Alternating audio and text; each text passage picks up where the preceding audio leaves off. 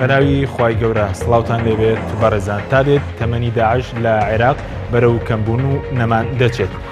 ئەمریکاش هێزەکانی لە عێراق زیاد دەکات. بە میوانداری بەڕێز سەلیم کۆیی ئەندامی سەرکردایەتی کۆمەڵی ئیسلامی کوردستان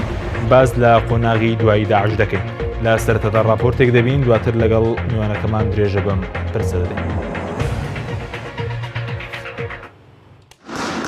تا دێت تەمەنی داعش لە عێراق کەم دەبێتەوە دەسەڵاتەکەشی بەرەو نەمان دەچێت. هێزە عێراقیەکان نزیک بوونەتەوە لە کۆنتڕۆڵکردنەوەی تەواوەتی شاری مووسڵ کە پایتەختی دەسەڵاتی داعش بوو.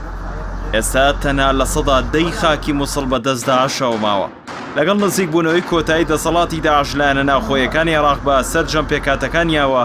دەیانەوێت سوودمەند بن لە قۆناغی دوای داعش. بەسەراسی هەرێمایەتی و نێودەوڵەتیش ململانەی سەختەیە بۆ قۆناغی دوای داعش بە تایبەت لە نێوان ئەمریکا و ئێران. زانیارە ڕۆژنەوانیەکان ئاماژە بەوە دەکەن ئیدارەی ترامپ دەیەوێت قۆناغی دوای داعش ڕۆڵ و پێگەی ئەمریکا بەهێز بێتەوە بۆ مەبەستەش ژمارەی هێزەکان و ڕاوێژکارە سەربازەکانی لە عێراق زیاد کردووە. زانیارەکان بازدا سیناروی ئەمریکاش دەکەن کە دەیانەوێت گۆڕانکاری لە عێراقدا بکات و ڕاوێژکارەکانیان لە ناوەندە باڵاکانی دەسەڵاتی عێراق ڕۆڵی خۆیان ببینن. لەسەر ئاستی ناوخۆی عێراقیش پێشاتی ئاڵۆز چاوەڕێی عێراق دەکات لە نێوان سێ پێکاتە سەرەکیەکەی عێراقدا. لایەنە شیعەکان کە ئێستا زۆرینەی دەسەڵاتی عێراقیان بەدەستەوەیە خاوەنی چەندین هێزی میلیشیان لەگەڵ سوننە و کورد ناکۆکن و لە ناوخۆشیاندا وەک پێویست یەکدەنگ نین. بوونی هێزی جۆرا و جۆری سەربازی شیعەکان مەترسیە بۆ سەر ئایندەی عێراق و ئەگەری ناکۆکی نێوان خۆیان و پێکاتەکانی دیکەشی لێ دەکرێت. هەرچی سوننەکانی عێراقیشە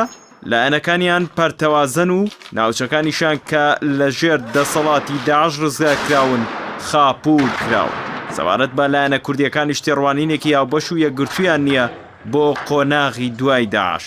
بوونی ناکۆکی ناوخۆی و پەخستنی دامەزراوەکان و بوونی هێزی چەکداری جیار مەترسین بۆ سەر کورد لە دوای داعش. ڕێکخراوی داعش لە مانگی حوزەیرانی ساڵی 2014 هاتە عێراقەوە و دوای زیاتر لە مانەوەی بۆ ماوەی 2 ساڵ خەریکە دەسەڵاتەکەی لە عێراق کۆتایی پێدێت. نەبوونی دیدێکی هاوبەشیش لە نێوان لایەنە عێراقی و کوردیەکان بۆ دوای داعش هۆکارێکە بۆ بەدینەهێنانی سەقامگیر.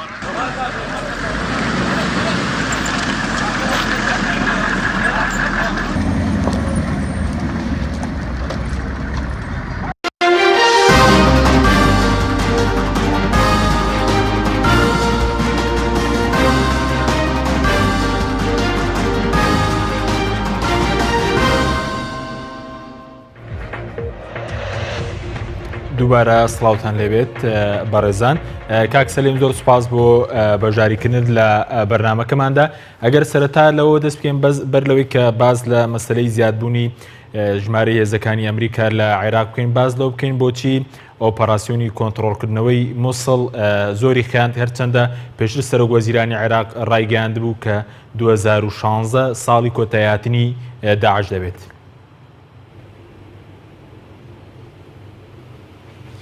بسم الله الرحمن الرحیم. سپاس بۆ ئێوە سەلام و ڕێزم بۆ بینەرانی بەڕێز. دیارە مەسەلەی شەڕی داعش لە پێشتریش باسمان کرد. شەڕی داعش هەموو هیچ پێوەرێکی سەربازی نایگرێتەوە، لەبەرەوە هێزێکە ئامادەی هەمووی بکوژرێ و هەمووی وێران بێ و ئەوەی لێتی وێرانی کە و دیاریشە بەرچاوە شەڕی ڕوومادی چۆن بۆ ئیتکریت چۆن بۆ ئیمووسڵیش بە هەمان شێوە و پێگەی مووسڵیش لەبەرەوە شارێکی کۆنە و زیاتر شەڕەکە لە بەری لای دەستە ڕاستەوە زیاتر درێژەی خایان بە حکمی فراوانی شوێنەکە و ناوچەکە نەتواندرا زووتر کۆنتڕۆڵ بکرێتەوە. ئەوە دیارە ینی لە هەموو دنیا پێگەی سەربازی هەر هێزێک ینی خەتی کشانەوە بۆ خۆی دادنێەوە بتوانێت یای سەرکەوتو بێ بەلای کەمەوە بتوانێت خەسارەی تیاکەم بێ، بتوانێت کوشتاری تیاکەم بدا. ئەمانە هیچی لە ئەم پێوەرانە لە داعشان نیە. داعش دەیەوێیان بکوژرێ خەڵک بکوژێ ئەو شوێنەی لێتی تەختی بکە دوایش بڕوە، ئەگەر بۆی کرا بڕواگەنا بکوژرێ ئەوە تەواو. جا لەبەرەوە ئەو پێوەرانەی کە تەخمین دەکرێت بۆ هێزێکی وەکو داعش ئەوە نایگرێتەوە نایخوێنێتەوە لەبەرەوە دەبێت تا ئەو شوێنە تەخت دەبێەوەیان هەمووی دەکوژرێ دەبێت چاوەڕێ ئەوە بکەیەوە ئەو هێزەش بەڕاستی لە ناو شارێکی ئەوە قەڵەباڵغ و شارێکی کۆنا شەڕی تیا زەحمەتە چکە لە هەموو شوێنەکە بۆ بەشی سەربازی ناخۆشترین شەڕی ناو شار و شەڕی کۆرانەکانە لەبەرەوە هێزە چەکە قورسەکان لەوێت دەوری نامینێ دێتەوە سەر مەسلەی چەکی کارشنکۆفۆوانەی کە نەفەر دەتوانێت هەری بگرێ بیکەیسی و قەناس و ئەوانە ئەوش بامان شێ ئەو چەکانەی هەیە و خەرچی مەدەنیشی کردوتە دوورە بەکاری هێناوە ئەو هێزەی کە دێ لی دەدا مساعدەی ئەو هێزە دەکا کە خەرچی مەدەنیتیە و شوێنانی خەرچی مەدەنیتیە و ئەوان گوێ نادەن هەموو ئەو شتانە لەبەرەوە ئەم پێوەرانە بۆ سەرکەوتن و دواخستنی ئەم شەڕە بەو شێوەیە بووە. بەڵێ زۆر باشە بە سەبات بووی کە ئێستا هێزە عێراقیەکان باز دەکەن کە لە سەدادەی خاکی مووسڵ ماوە پاک بکرێتەوە لە داعش. پێتان وایە پرۆسەی کۆتایاتنی دەسەڵاتی داعش هەم ئەوەی کە لە سەدادەی ماوە هەم لە حەویزەش زۆر دەخانێت؟ ناو ئەو ڕێژەی کە ماوە ئێستا شەڕی ئینتیحاری دەکەن ینی کۆتایی هاتووەم پێم وایە بەڵام پاکردنەوەی بە تەواوەتی و لەبەرەوە خەرچی مەدەنیش زۆر چۆتە ئەم سەتادەیە هەموو شوێنەکانەوەی نەجاتی نەبووە چۆتە ئەو منتیقەی ئەوانەوە تۆزێ قورستر و تاخیرتر دەبێت بەس پێم وانە ئەو پەڕی هەفتەیەکە دەخایەنێ زیاتر ناخایەنێ شەڕەکە کۆتایی پێدەوە شەڕی منتیقەی حەویجە ئەوانش نفوسی داعشی تیا کەمارە و خەڵکەی تیا ماوەتەوە کە خەرچی ئەو ناوچانە نەگەنا عمودی فەقەری داعش و هێزە خارجیەکان زیاتر گنیجان بە مووسڵ داوەوە ئەوەی ئیستیحکاماتانەی کردویانە بۆ دیفاعکردن لە مووسڵ بووە نەک لە حەویجە و ناوچەکانی تر لەبەرەوە شەڕی حەویجار بۆ خۆی من پێم وایە کۆتایی پێدەیانی هەر هێزی پێشمەرگە دەیتوانی لەو ماوەی شەڕی مووسڵە ئەوێ کۆنتترۆل بکاتەوە بەڵام دیارە هێزی و پەیمانان و حکوومەتی عێراقی بڕیاریان وا بووە کە شەڕی حەویجە دوای شەڕی مووسڵ بگیرێتەوە بۆی بتوانن کە لەوێ شەڕ نەکرێەوە و منتیقەیە زیاتر خەسارە نەدایانی لەبەرەوە خەرچێکی زۆریشی تایە پێشم وانێ لەوێ شەڕ بکرێیانی داعش لەوێ شەڕی پێ ناکرێت چکار چواردەوری گیراوە هیچ منفەزێکیان نەماوە لەوێ هەوری ئەوەش احتیمالە بدرێت لە ڕێگەی عشایرەکانەوە کە ئەو خەڵکە خۆی ڕادەستکا و شەڕ نەکە. بەڵە زۆر باشە پێشبینی دەکرێت کە لە ماوەی مانگی داهاتوودا داعش وەکو دەسەڵات لە عێراق کۆتایی پێبێت؟ بە تاکید من پێم وایە ئەو پەڕی مانجیشکەیە گەنا بە تەواتی عێراق پا دەبێتەوە هەندێک لە جنوبی ڕوومادی و منتیقانەش ماوە چکە زیاتر ئەوان گرنگیان زۆرتر حتا لە ڕوومادی و لە تکریتیش زیاتر گرنگیان بە شاری مووسڵ داوە لەبەرەوە پیانوا بوو کە معقەلی دووەمیانە لە دوای ڕەقە مووسڵە ینی ئەو دەستکەوتەی لە مووسڵیش بوویان و ئەو ناو سەفراوانی لە مووسڵە بەردەستیان بوو وەکو هیچ شوێنێک نییە لەبەرەوە شوێنێکی استراتیجیش بوو شەڕیان زیاتر تیا کردووە و ئیستیحکاماتی خۆیان زیاتر هەیە و بەڵامەرە نەیانتوانی بەرگەی ئەو هجومانە بکەن کە جەیشی عێراقی هجومی بۆ کردووە و هاوپەیمانان لێیان داوە لەبەرەوە نەیانتوانی هەر خەسارەیەکیان لە وڵاتەدا و خەرچ خۆیان زۆرتر بە کوشدا و خەرچێکی زۆریشیان کوژیانی هەمووی هەر خەسارەیە تەمەشا دەکەی و هێزە بەو شێوەیە وەکو خۆیان لە ناویان لە هێزێکی ڕەش ینی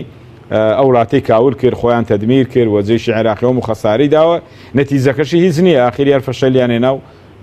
دەبێت چۆلیک. بەڵە زۆر باشە ئەگەر بنە سەر بابەتێک گەویژەوەی کە ئێستا باز لە زیادبوونی ڕۆڵی ئەمریکا دەکرێت لە عێراق و باز لەوەیەکی کە ئەمریکا هەوڵ دەدات ڕۆڵی زیاتر ببینێت لە دوای داعش.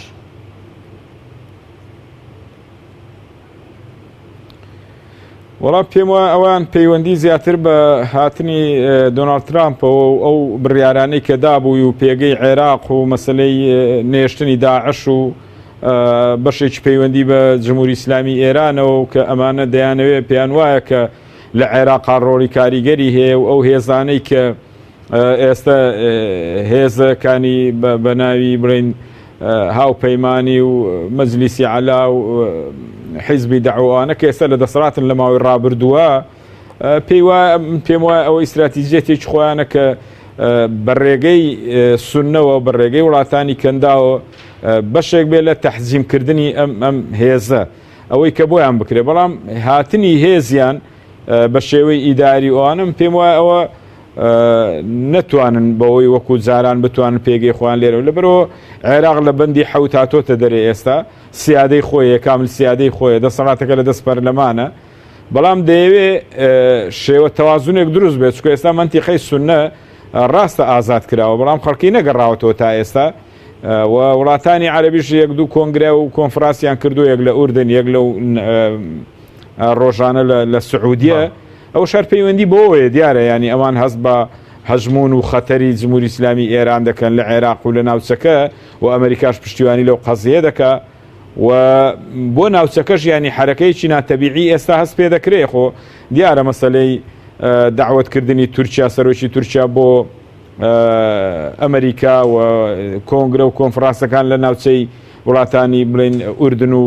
سعودیە یعنی حالەتێکەیە دیارە ئەوە شەت زیاتر بۆ مەسەلەی عێراق و بەشێکی لەوەی کەوانی ڕایانگاندووە لە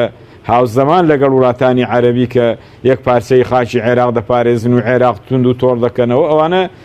بۆتە بەشێک لە ئیستراتیجێتی ئەمریکا تا چەند دەتوانێت لێرە ئەمە بکات دیارە بەڵێ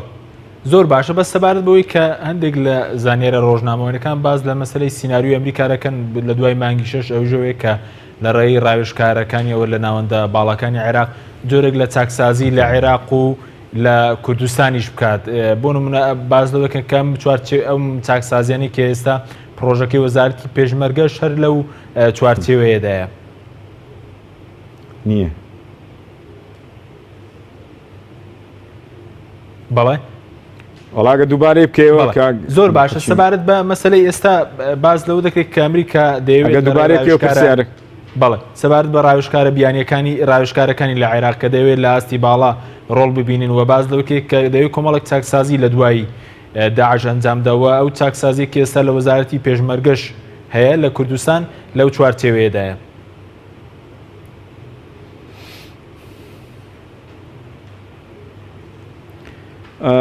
چاکسازیەکان دیارە ئەو گرفتانەی کە لە عێراق هەیە لە بینی سوننە لە بینی شیعە و لە بینی کورد و هەرێمی کوردستان و حکوومەتی ناوەندی کۆمەڵە گرفتە لە 2005ەوە تاکو ئێستا هیچی چارەسەر نەکراوە سوننە بەشێکی خۆی بەوە بەدەزانێت کە مەخدورە و بە ئیستیحقاقی خۆی نەدراوەتێ و نەیتوانی و بەشداری وەکو ڕاستەوە خۆی هەڵبژاردنەکان بکاو بەهۆی ئەوەی کە ناوچەکانی لەژێر دەسەڵاتی چەکدارەکان بۆ لە ڕابردوو لە ئێستادا لە بەردەمی داعش بووە ئەمە حالەتێک وە حالەتی هەست بە هەژمونی مەسلەی هێزەکانی شیعە کراوە لەسەر سوننە ئەمە بەشێکی گەورەیە کە وڵاتانی عەرەبیش پشتیوانی لەو قەزیە دەکەن و گرفتەکانی لەگەڵ هەرێمی کوردستان و ناوەندیشا کۆمەڵە گرفتێ تا ئێستا چارەسەر نەکراون پێم وایە ئەگەر لەژێر چاودێری UN یان ئەمریکا بەتایبەتی بە ئەمریکا بتوانێت ئەم دوای شەڕی داعش چکە ئەوانە دەستەوەی خە دەبێتەوە هێزی عێراقی دێتەوە ئەو منتیقانەوە ئەو منتیقانە تا چەند هێزی کوردی تیابێ ئەم هەموو هێزەی تیابێ هێزی تورکمانی تیابێ کوردی تیابێ حەشدی تیابێ حەشدی کوردی تیابێ ئەم هێزانە ناکرێت لە عێراقەوە بەریەککەوتن زۆر ڕوودەدا لەبەرەوە گرفتەکانی بەردەمی هەرێم و ناوەندیش ئەوە هەروەکو خۆی ماوە هێزی پێشمەرگە کە بەشێکە لە مەنزومەی عێراقی چۆن بەشێکە ینی تا ئێستا ئەم تعریفاتە نەکراوە و ڕێک نەخراوەکو پێویست پێم وایە ئەوە بەشێک بێلەوەی کە ئەمریکا ئەم هێزانە لێرە ڕێکخا بیکات هێزێکی تۆکمە و لەگەڵ عێراقا لە تەنسیق و تەواسول دابێ بۆ ئەوی بێتە منزومەیەکی عسکەری لە بەشی وەزارەتی بەرگری و موچەی بۆ بێ و بەشدار بێ لەوە بەڵام دەبێت ڕێک بخرێ ینی خۆ ئێمە تا ئێستا نەمانتوانێت ڕێکی بخێن هەر هێزی ئەوەی یەکەی هەفتاوە یەکەی هەشتا ئەو هێزی کە و هێزی کە دەکرێتەوە هەموو ئەوانە بەربەڵاو بۆتە هێز و لە ئەنجامی ئەوش کە لە شەڕ بۆ لەگە داعشا هەموو ئەوانە زیادی کردو کەمی نەکردو بەڵام دەبێت کرێ ئەمە چارەسەر بکرێ و ڕێک بخرێ بۆ ئەوەی کە بەیانی تەعاملی لەگەڵ بکرێت لەگە وەزارەت چکە وەزارەتی دیفاعی عێراقی لەگەڵ هەموو ئەو هێزانە دەبێت تەواسولیە بێ تەنسیقیە بێ و تعریفێک چێ بێ وەکو خۆی کە بە شێوەی سەربازی چارەسەری گرفتەکان بکە ئەوە دوای ئەوە ڕاتب دێ و زیادکردن دێ و دەرەجە دێ و دەرەجە کەم دەکا و هەموو ئەوانە دەبێ ئەو پێوەرانە لەسەر هێزی پێشمەرگە و لەسەر هێزەکانی کە بکرێ بەڵام ئەمانە پێویستی بە چاودێرەکەی بە ڕێخستنێکی خۆ ئێمە تا ئێستا نەماتوانێت لەگەڵ عێراقا بەو شێوەیە تەنسیق و هاوپەیمانیەکە بێ کە ئەمانە وردە وردە ڕێک بخرێ نەکراوە ینی بە زۆرێک لە زۆرەکان و ئێمە نەمان ویستەوە ئەوان ویستویانە هەژمونی خۆیان بچەسپێنن لە سەرهێزی پێشمەرگە هەموو ئەو گرفتانە وەکو خۆی ماوەتەوە جگە لە مادەی 140 جگە لە نەوت و غاز جگە لە داهاتی هەرێم و سەرفیاتی هەرێم و هەموو ئەو مەشاکلانەی کە لە ڕابردوو لە 2009 دەستی پێکردوە تا ئێستا نەکراوە یعنی بۆی پێم وایە ئەوە بەشێکە لەوە بۆ چارەسەرکردنی ئەم گرفتانەی بەڵێ زۆر باشە بەس سەباردەوەی کە بەرەز وتت ئەو گرنگدانەی ئەمریکا کە ئێستا بە عێراقی دەدات سیاسەتێکی نوێی ئیدارەی ترامپە ینی جیاوازی هەیە لە تێڕوانینیان بۆ عێراق لە نێوان ئەو ئیدارەی پێشووە و ئیدارەی ئێستش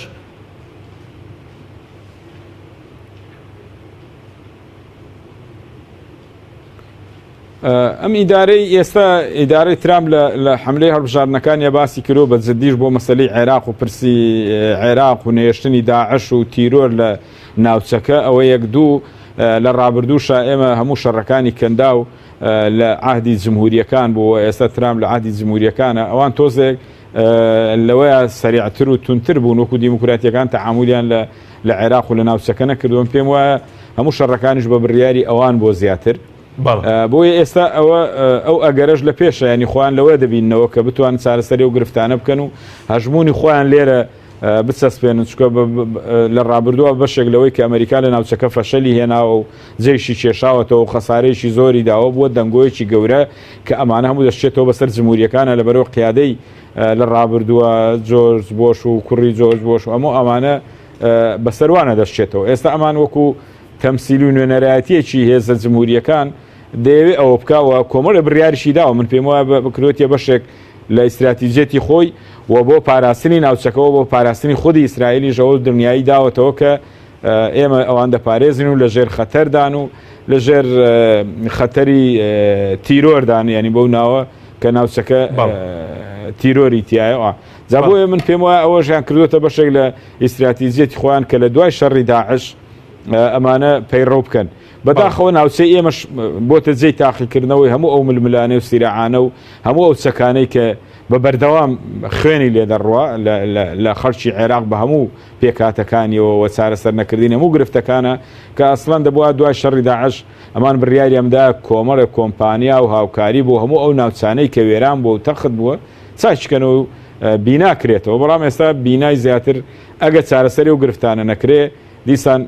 تووشی قەیران و شەڕی کە دەبێتەوە بەڵێ زۆر باشە بەس سەبارەت بۆی کە ئێستا باس لەوەیەکێک کە ئەمریکا لە عێراق زیاتر لە 5,000 ڕاوێژکار و سەربازی هەیە و بە عێراق و سووریا نزیکەی 7,000 ڕاوێژکار و سەربازی ئەمریکی لەو ناوچەیە هەیە ینی پێتان وایە جارێکی تر عێراق بچێتەوە ژێربارەوەی کە ڕێکەوتنێکی سەربازی هاوشێوەی ئەوەی کە پێش 2011 لەگەڵ ئەمریکا ئەنجامی دات جارێکی تر ئەم ڕێکەوتنە ئەنجام داتەوە یاخود بە دووری دەزانن ڕێکەوتنێکی لەم شێوە بکرێت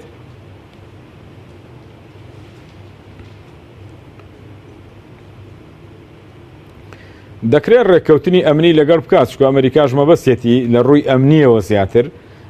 دەکرێت ئەوە بکرێ بەڵام ئەو تەوازونەی کە ئەمریکا دەیەوێت جیاوە لە ڕێککەوتنی ئەمنی بەڵام عێراق هەر ڕێککەوتنێک بکات دەبێت لە ڕێگەی پەرلەمانەوە بێ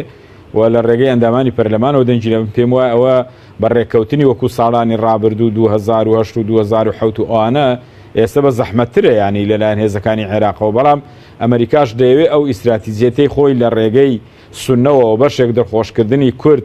کە باس لەوە دەکا کە ئێمە ڕێگرنین و بەڵام لە هەمان کاتشە هەمان وعدوبەڵێنی شێ بە وڵاتانی کەندا و سعودیە و ئوردنوانە کە ئێمە عێراقیشێک پارچەی خاچی عێراق دەپارێزین لە ڕێگەی ئەم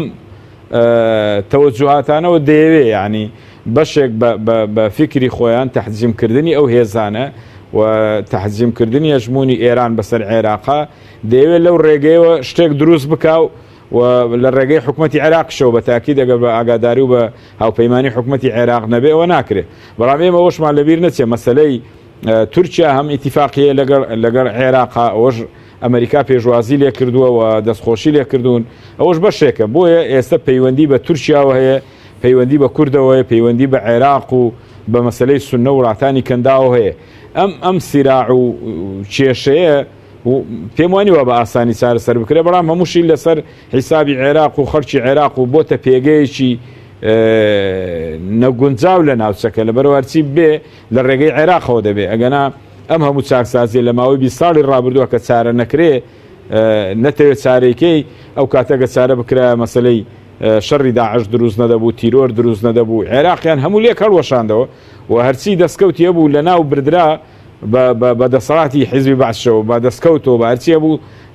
یەکلا کرایەوە ڕاستی زەرێکی زۆر گەورەی لە عێراق و لە خەڵکی عێراقدا بۆ ئێستا دەبێ هەمووی بیناکەوە لە هەموو بیناکردنیش چێ بینای دەکاتەوە لەگەڵ هەموو ئەو بەرژەوەندی ئەو وڵاتانە لێرە لە عێراقا بیناکرێتەوە پێم وایە بە زەحمەتەوە. بەڵێ سوپاس دەکەم ناوبڕێکمان هەیە دواتر دەگەڕێنەوە وڵاتان بەڵێ بینەرانی بەڕێز ناوبڕێکی کورت و دەگەڕێنەوە وڵاتان لەگەڵمان بمێنەوە. بەرنامەی ئەمڕۆ با سپۆنسەری کۆمپانیای ئەسێ بۆ بازرگانی مۆبایل شیری ئەڵتونسا.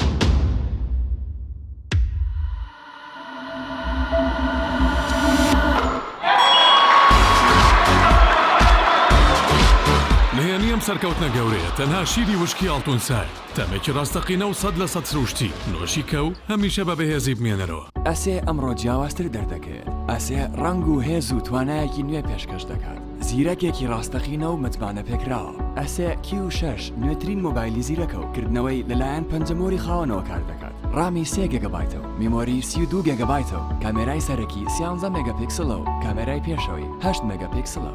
ئەسێ یەکەمین مۆبایلی مارکەی کوردی 4G LTE. کۆمپانیای بەیزا لە پێنە و بەرەنگاربوونەوەی قەیرانی دارایی و پێشکەشکردنی باشترین ئامری کارەبایەتی ناوماڵ کۆمپانیای بەیزا بووە بریکاری گشتی کۆمپانیای زەمگی ئیتالی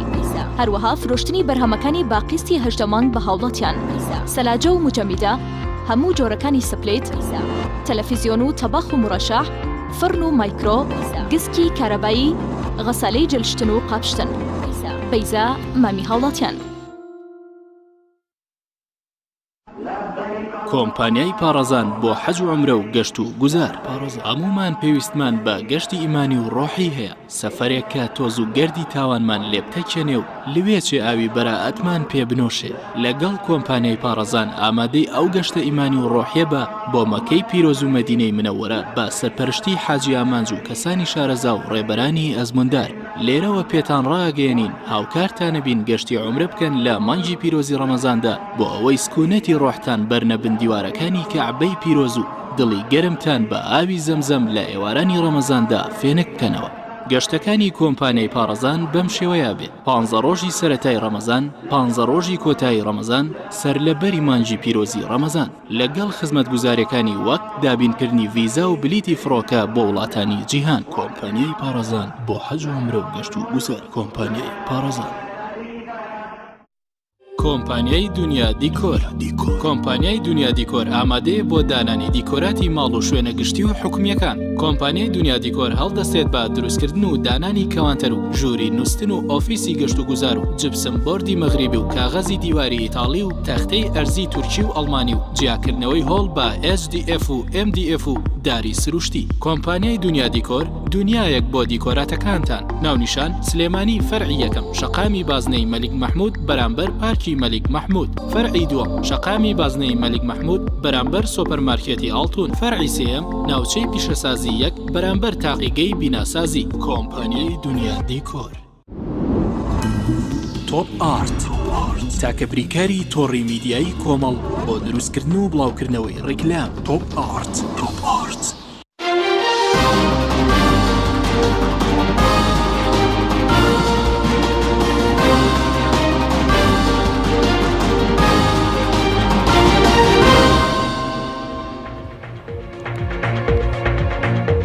دووبارە سڵاوتان لێبێت بەڕێزان کاکسەلی مەگە بگەڕێنەوە لای بەڕێستان سەبارەت بە پێکاتەکان بۆ نمونە شیعە لە ناوخۆیدا تێڕوانینێکی یەکگرتویان هەیە بۆ قۆناغی دوای داعش و بامان شێوە سونەکان دوای قسە لەسەر مەسەلەی کوردیژەکەی مەسەلەی بوونی و هێزە زۆرەی چەکداری شیعەکان و ئەوەش کە سونەکان ئێستا پەرتەوازن چ کاریگەریەکی دەبێت لە دوای ئەم قۆناغە؟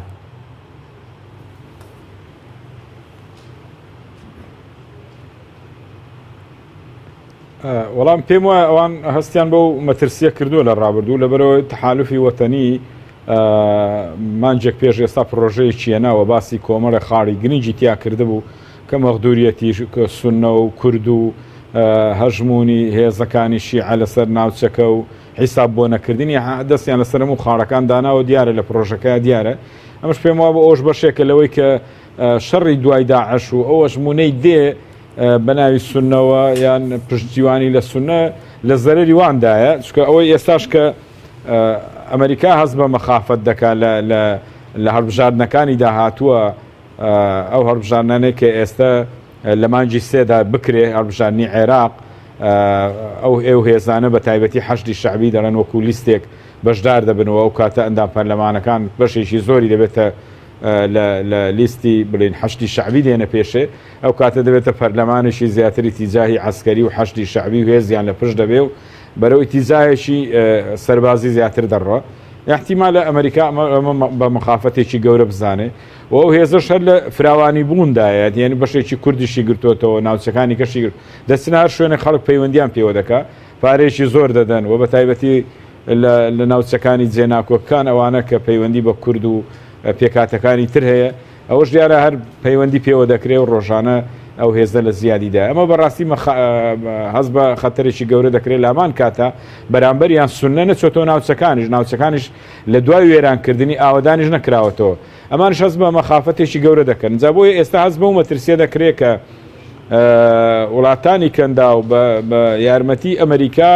ئەم هێزە دروست بێتەوە بێن پێگە و ڕۆڵی سونەکان فراوان کەنەوەش دیارە یان دەبێت تەوازونەکە دروست بێ یان دەبێت ئەم هێزانەوە حسابکەن لەسەر حسابی نفوسی وانە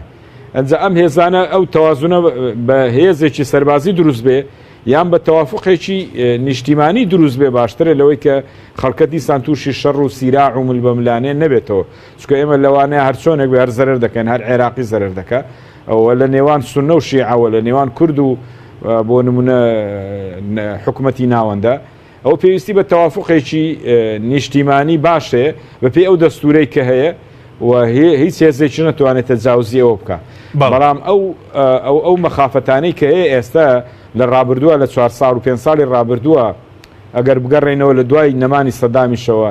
وڵاتانی عەرەبی زیاتر قسە لەسەرەوە دەکەن کە ئەمە مەخاترێکی ئێرانە و هاتۆ بۆ مەنتیقەکە و خەتەر دەخاتە سەر ئێمە و لە ڕێگەی عێراقەوە و دەعمی سونە لە ڕووی هێز و پارەوە کراوە کە ئەم هەموو تەقینەوە و کوشتن و وێرانکاری بوو نهاتن گفتوگۆی بکەن لەگەڵ عێراقاوە بە شێوەی گفتوگۆ و بە ئاشتیانە ئەم پرسانە چارەسەر بکرێت کە وانە بوو زۆری وەهمە یان ئەوان دەیانەوێ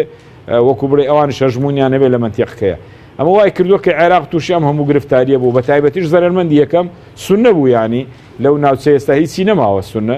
نە ئەرزی ماو نە وڵاتی ماو نە خۆی ماو هەمووی دەربەدەر و کوشتن لە بینی ئەم هێزە گەورەیە پێکدادان لەو مەنتیقەیە ڕووبدا بەڵە زۆر بۆیە بۆ داهاتوو پێویستی بەوە دەکا من پێم وایە لایەنە عێراقیەکان زیاتر دەست بۆ درێژکەن گفتوگۆ لەگەڵ یە بکەن و ئەو زیادە ڕەویە لەسەر یەک کراوە بۆ یەکی بجێڕنەوە بۆ ئەوەی کە هیچ وڵاتێک نەتوانێت مزایدە بەسەر خەڵکی عێراقەوە زۆر باشە پێ دوایە ئەگەر جارێکی تر بۆ نمونە حەجی شەعبی یاخود هێزێکی غەیری سونە لە ڕووی سەربازی و ئیدارەی و ناوچانە بکە کە سونەن جارێکی تر مەسەرەن ڕێکخراوێکی لە نمونەی داعش دروست بێتەوە ئەگەر سونەکان خۆیان حکومڕانی ناوچەکانی خۆیان نەکەن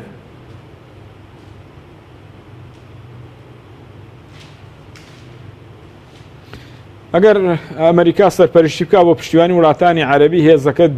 دروست بێتەوە لە ناوچەکە و هێز مەنتیقەکە ئامادەیە بۆ هێز چکە ئەوانش هەست بەوە دەکەن کە ئەمنیەتی خۆیان بۆ خۆیان نەیپارێزن لەوەیە نەپارێزرێ بە ئاگاداری و بە سەرپەرشتی ئەمریکا بێ ئەو هێزە دروست دەبێتەوە بەڵام سیراعەکە گەورەتر دەبێ و دیسان هێزی شیعە دژایەتی ئەو ناوچانە دەکا بە بەردەوام. بەڵام من پێم وانە جارێکی تر داعش و ئەمسالی داعش لەو منتیقانە بچنەوە، چکە ئێستا سونەکان هەر بازی ئەوەیان داوە کە لە ئەنجامی چەسانەوەی خۆیانە ڕێیان بەوەدا کە ئەو هێزانە بچنەوێ، دوایش تووشی ئەو هەموو گرفتاری کردن کە بە ناوی سونەوە بوو. بەڵام ئەو هێزار هێزێکی وێران کەرە، یعنی نەک دیفاعکردن لە خەڵک کادەنا دەبووە هەرچی بازێک بدەن ئەو ناوچێت تووشی ئەم هەموو کارە ساتە گەورەیە نەکەن. بەڵام ئەو هێزەی ببێ بە هەر هێزێک بێ لە ڕێگەی عێراقەوە دەبێ، پێم وایە بە هێزێکی نیشتیمانی بۆ ئەو ناوچەیە بۆی تەوازونەکە ڕاست بێ. بەڵام تەوازونی عێراق ئەوەندەی بە ئاشتیانە و بە گفتوگۆ بتوانێت چارەسەر بکرێ، تەوازونەکە ڕاست دەبێ و تەوازونی خۆی وەردەگرێ، نەک بە هێز، چکە هێز هەموو کاتێک ئامادەیە تووشی شەڕ بێ و تووشی گرفتاری گەورە بێ. خۆ هەموو کاتێکیش ئەمریکا بە دیاریەوە نابێ و هێزە و بەرژەوەندیەکانی وڵاتانی تریش بێن لە عێراق تەسفیح حساباتکەن، هەر لە ڕێگەی و هێزانەوە دەبێ و هێزەکان بە بەریەک دەکەون توش شەڕ دەبێ. ئێمە لە 30 ساڵی ڕابردووارە ئەو شەڕانەیە دەنا شەڕی عێراق خۆیران بۆ دروست بوو، چێ داعمی کرد، 8 ساڵی خایان دوای شەڕی کەندا و هەموو عێراقیەکان بازی هەموو ئەو گرفتاریانە دەدەن لە ڕابردوو. زۆر باشە، بەس پێشبینی دەکرێت کە دوای داعش مەسەرەن جۆرێک لە مرکزیەت یاخود ئەوەی کە بۆ هەرێمی کوردستان هەیە بۆ سونەکانیش وە جێبەجێ بکرێت بۆ بەڕێوەبردنیە؟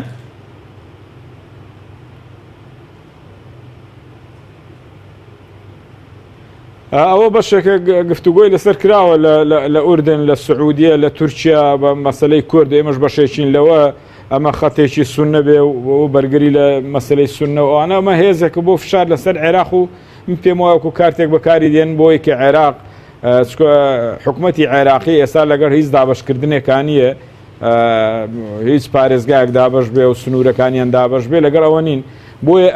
ئەمە باز دەکرێت کە ئەمە ناوچەیەکی ئارام بێ بۆ ئەوان منتیقەی سونە بە کوردیشەوە بگرێتەوە بۆ ئەوەی کە سونەکان ئامین بن لەو منتیقەیە. تا ئێستا تەمان عەرەبەکان و سونەکان وڵاتانی خەلیج باوەڕیان بەوە نەبوو، بەڵام ئێستا ئەقەلشی باوەڕیان بەوە هەیە ئەگەر ئەوانی کەس جێبەجێ نەبێ. بەس پێم وانی ئەوە هەروەکو کارتێک بەکاری بێنن بۆ ناوچەکە بۆ زیاتر فشار لەسەر عێراقا بۆی تەسلیمی هەندێک شت ببێ کە حەقی ئەو ناوچانە بدا و هێزەکەش دابش ببێ و ئەو حەشدی شعبی و ئەوانەش ئێستا بۆتە بەشێک لە بەپێی بڕیاری پەرلەمان لە مەنزومەی دیفاعی عێراقی. بەڵام ئەمە کارەساتێکی گەورەیە هەموو عێراقی بێتە چەکدار و هێز بێ ئەو هێزە بەدەست فران لایەن و فران حیزبەوە بێ، ئەوە قەت تەسلیمی ئیرادەی عێراق و هێزی بەرگری عێراق و ڕێک ناخرێیانی، چکەمە هێزێکە بە بەردەوام وەکو بڵێ حیزبی تایە و حیزب تەوجیهی دەدا، ئەوە پێم وانێ بەو شێوە بکرێ زۆر باشەوانە چارەسەر بکرێ باشتر لەوەی هێز دروست بکرێ. ئەگە داعش نمینێ و هێزی عێراقی بۆ چ دەبێ ینی هەتا هێزی بەڵێنی پێتان وایە ئەم فرەهێزیە ڕووداوی مەترسیدار بە دوای خۆی دادێنێت و ڕێخستنەوەیان لە دوای داعش ئەستەمە لە سوپایەکی یەکگرتوودا ئەو فرەهێزیەکە چ لە ناو کورد چ لە ناو شیعە؟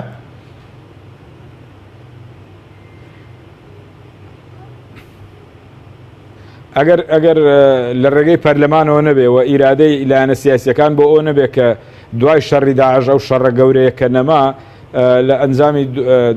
2-3 ساڵی داهاتوودا ئەگەر نەگەنەوە قەنەعەتە و هێزە کەم کرێتەوە و خەڵک هەموو لە بەشی سەربازینەوە بێتە بەشی خەدەمی و خزمەتی عێراق و بینای عێراق و ئەمە بکرێ و ئەم هێزە دائیمە وەکو قومبەلێکی تەوقیت کراوە، ینی لە هەر کاتێکا بتەقێتەوە دەتەقێتەوە، چکە هێز بۆ چییە؟ ئەم ئەو لایەنەی و هێزە یان پشتیوانی لەو هێزە دەکات بە بەردەوام بۆ دیفاعکردن لە خۆیتی. یعنی ئەگەر بمانەوە ئێمە دیفاع دەبێ ئەو هێزە هێزێکی نیشتیمانی بێ چەندیشی پێویستە لە ڕێگەی پەرلەمانەوە بڕیاری بۆ بدرێ کە ئێمە هێزی عێراق یان هێزی پێشمەرگەی هەرێمی کوردستان چەندی پێویستە. خۆ ئەو هێزە گەرە و شەڕانە نەبێ ئەم هەموو هێزەی بۆ چییە؟ ینی بە بەردەوام لەو ناوچەیە ئەمە چکە هێزەیش لە هەموو دنیاە بەشێکە لە ئیستیهلاکی مادی و ئیداری و ڕوحی ئەم خەڵکە کە پێویستی بە هێزەیە، بەڵام بەو هێزەی کە بە چەند پێویستی دەبێت دەکرێت بۆ کاتەکانی کە هێزیکە ئامادە بکرێ نەک هەمووی لە بەشی سەربازی بێ. ئێستا ئێمە لە هەرێمی کوردستان لە 180 خەڵک بۆتە هێزی چەکدارەوە، یعنی لە ناو خۆشیە پێک نایە. ئەم هەموو هێزە چەکداری یەک گرفتی پێ چارەسەر ناکرێت لە ناو خۆیە گرفتێک کە لە محکەمە بێ ئەو دەکوژێ برا دەکوژێ ئەم هەموو هێزە ناکرێت بەو شێوە دەبێت ڕێک بخرێ و ڕاتێکی پێشکەوتوو بێ بەرەو پێشکەوتن بڕۆین چیکە بیر لەوە نەکەین و یەکتر بکوژین و یەکتر لە ناوبین و اقتیحامی یەکتر بکەین. ئێمە لەلایەک باسی ئازادی و دیموکراسی و باسی سندوقی دەنگدان دەکەین، لەلایەکیش باسی هێز و فشاری هێز و هێز دروستکردن و ڕێگرتن بە هێز ئەو بەڕاستی زۆر شتی لێک جیاوازە هێز لە هەموو دنیای ڕێکخراوە و بەشێکە لە منزومەیەشی دیفاعی بەرگری لە وڵاتە و تەواو زۆر باش چەندی پێویست بوو دوای دەکرێت بانکرێتەوە دەکرێت هێزیکە ئامادەکرێت بەڵام ناکرێت هەموو دنیا هەڕووی لە هێز بێتەوە ئێستا ئێمە هەر لە هەموو قەیرانانی ئێستاە فەوز دەکرێتەوە خەڵک دەنووسرێ بۆ هێزی سەربازی مە چۆن شتی وا دەبێت تو لەلایەک ناتوانانی پارەی پەکەوتەکان بدەیت دەچی لەولا هێز دروستەکە بەڵ سەبارەت بە لایەنە کوردیەکان کە ئێستا تا ئێستا دیدێکی هاوبەشیان نییە پێ دوایە جگەلەوەی کە دیدێکی هاوبەشیان نییە بەڵام دوای ئەوەی کە ئێستا داعش بەرەو کۆتایی دەچێت هیچ پاساوێک ماوە بۆ مەسەلەی چارەسەرنەکردنی قەیرانەکان کە پێشتر پاساوە بێ یاخود بۆ مەسەلەی ئاڵوگۆڕنەکردنی دەسەڵات و بۆ مەسەلەی کارانەکردنەوەی دامەزراوەکان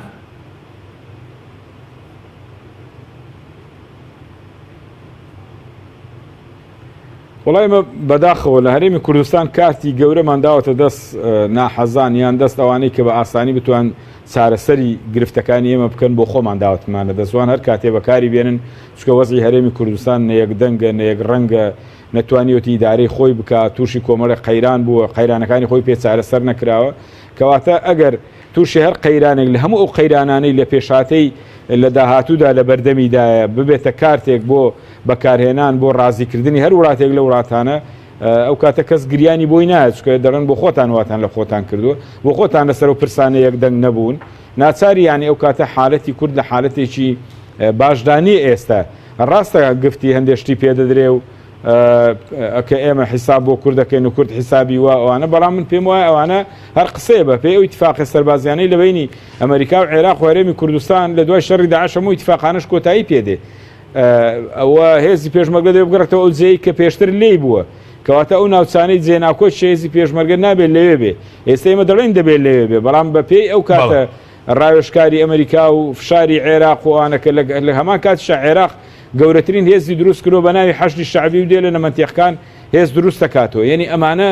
بۆ کورد خەتەرێکی گەورەیە بەڕاستی کورد دەبووە ئێستا هیچ کەسێک نەیتوانێت دەست بۆ ناو خۆی کورد بەرێ لە یەک دەنجی و یەک ڕەنجی و لە خزمەتگوزاری و لە داهات و لە سەرفیاتی و باسی چی دەیست ئێمە باسی تازاتوتینەوە باسی پێشێلکردنی مافی مرۆڤەکەین باسی ئەمەوە قەیرانانە دەکەین کە هەمانە چارەش ناکرێت بە دیاری و دانیشتون پێشموانیە ئەمەندە قەیرانەکان گەورە و عاسێ بن کە چارەسەر نەکرێت هەمووتە بەرژەوەندی لایەنە سیاسیەکان و حیزبەکان پێگەی حیزبەکان و بەهێزکردنی پێگەی حیزبەکان یعنی نە بە هەڵبژاردن ڕازیە نە بە ڕاوێژکاری ڕازیە بە هیچ ڕازی نێ ناکرێەوە بێ خۆ ئێمە لە عێراق بە لەسەرەوە پێکاتوین لە هەرێمی کوردستان لەسەرەوە پێکاتوین ئەم هێزانە بە پێوەری هەڵبژاردن و دەنجی خەڵک با تەعامل لەگە واقعیەکە بکە بەوەش ڕازی بین خەڵک چی پێ باش بوو ئەوەتە ئەو لایەنە دەنگ دێنێ و بتوانێت ئیدارەی ئەو وڵاتە بکە یان بە هاوبەشی لەگە لایەنە سیاسیەکان ئیداری ئەو وڵاتە بکە ئەگەر ئەوە نەکرێ کەواتە تو ڕێخۆشکەرێکی گەورە دەبی بۆ ئەوەی کە بەیانی وەکو کارت بەکارمان بێنن وەزعی ئێمە بکەوێتە خەتەرەوە یان تەحجیم بکرین بە زۆرێک لە زۆرەکان بۆ ڕازیکردنی ئەو وڵاتانە و هەموو کاتێکیش کارتی وڵاتانی دەوربەرمان زۆر زۆر لە ئێمە گەورەترە یان یەگەر بەکارمان بێنن هێزی کورد ئێستا لە بەرامبەر شەڕی داعش و ئەوانە زۆر قسەی لەگەڵ ناکەن بەس پێم وانێ لە داهاتووە ئەو تەعاملی لەگەڵ بکەنەوە بۆ شێوە تەعاملی لەگەڵ بکرێ بەڵام لەگەڵ ئیدارەی ئێمە لەگەڵ چارەسەرکردنی کێشەکانی ئێمە لەگەڵ پەرلەمان و حکومەت و لەگەڵ هێزی پێشمەرگەیەکی تۆکمە ئەو کاتە دەبێتە ئەمرێکی واقع هیچ کەسێک ناتوانە ڕەخنە لەم هێزە بگرێ ناتوانە ڕەخنە لەم ئیدارەیە بگرێ تەعامل لە ڕێگەی پەرلەمانەوە دەکرێت لە ڕێگەی حکومەتەوە دەکرێت ئەو کاتە ڕۆڵی حیزبتیا دیار نییە کە بڵێن ئەم حیزبە تەرەفی ئەو لایە و ئەم حیزبە لەگەڵ ئەم هاوچێشەیە و ئەم حیزبە نەخێر لەگەڵ ئەم هاوچێشەیە ئێستا هاوچێشەکان دیارن تعریفی هاوچێشەکانیش دیارە ئەمە بۆ کورد بەڕاستی نەگونجاوە ینی ئێمە دەبواە هاوچێشەی خۆمانە بێ لە هەموو ئەو پێگان و پێشاتانەی کە لە داهاتووە دێتە پێشەوە ئێمە چین لەوێت چ ڕقەمێشین ئەگەر ناچینەوە هاوچێشانەوە بەڵێ زۆر باشە سەبارەت بە مەسەرەی ئەوەی کە هیچ پاساوێک دەمێنێ یاخۆ خەڵک لەوە زیاتر ئەم دۆخە پێ دوایە ڕازی دەوێت بەم دۆخەوەی کە بەگەر ڕەنگە بە پاساوی شەڕی داعش پەخستنیدا ئەو درێژەدان بەو دۆخە بووە ئاڵگۆڕ نەبوونی دەسەڵات و ئەوەی کارەنەکردنەوەی دامەزراوەکان بۆ ئەو دۆخە خراپەی کە خەڵک تێیدا لە ڕووی بژێوی ژیانەوە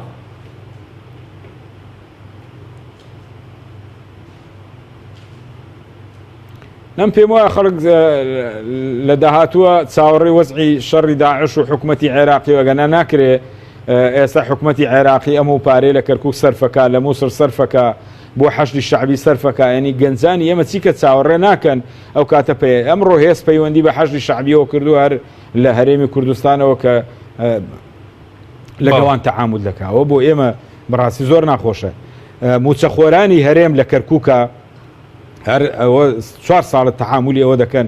چیکە تەعامل ناکەن ینی ئەو کاتە حکوومەتی عێراقی بە ڕێگەی پارە و گواستنەوەی ڕاژە و ئەوانە زۆر بە ئاسانی دەکرێت دیسان ئەو ناوچێ بخاتەوە ژێرمەترسی بۆی ئێمە نەماتوانێت ویدارێکی باش بکەین و ئەمەش بۆ تەمەتەڵێک کەس نازانێ ینی ئەمە بڕێ قەنەعەتی خەڵک بۆ ناتۆ کە پارەمان نیە قەنەعەتی خەڵک بۆ ناتۆ کە ئێمە قەیرانی داراییمانەیە هەر ئەم حیزب بە دەڕە قەیرانمانەیە بەڵام کەسیش نازانێت چکە بەرچاوی ڕوونیە لە داهاتمان شەفاف نیە لەژێر چاودێری پەرلەمانان تا ئێستا پەرلەمانە و پەرلەمانیش ئەوە نەبێت ئێمە گەورەترین لە ڕابردووە ئامانجمانەوە بوو پەرلەمانمان نەبێ و حکوومەتمان نەبێ و حکوومەت لەژێر چاودێری پەرلەمان هەبێ و پەرلەمانی یاسا دەرکە بۆی ئەم هەرێمی کوردستانە بەڕێوەبەرێ بەڵێ زۆر باشە سەبارەت بە مەسلەی ئەوەی کە پێ دوایە قۆناغە فشار هەبێت ئێستا بۆ خۆمان ئەومان پەک خستووە بەڵێ فشار هەبێ فشاری دەرەکیە بێت بۆ لەسەر لایەنە کوردیەکان بۆ مەسلەی ئەم دوایەم قۆناغە بۆ مەسلەی کاراکردنەوەی دامەزراوەکان و چاکسازی و گۆڕانکاری